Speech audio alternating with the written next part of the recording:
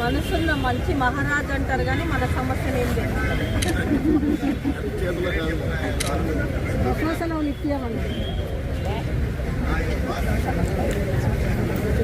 సమస్య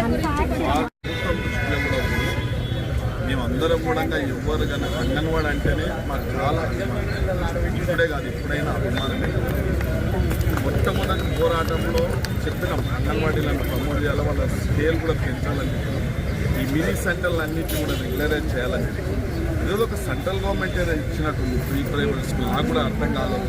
అంటే ఇప్పుడు మన ఏదైతే స్టేట్ బోర్డు ఉంటుందో తప్పకుండా సీతక్క తాన కానీ ఆర్థిక శాఖ మంత్రుల తాన కానీ మేము కూర్చోబెట్టి పాల్గొని తప్పకుండా ఒక టైం తీసుకొని ఇది ఒక స్టేట్ పాలసీ, ఒక ఎమ్మెల్యే తీసుకునే డిసిషన్ కాదు కాబట్టి ఇది స్టేట్ పాలసీ. మీ అందరికీ న్యాయం జరిగే విధంగా కూడా వచ్చే అసెంబ్లీలో కూడా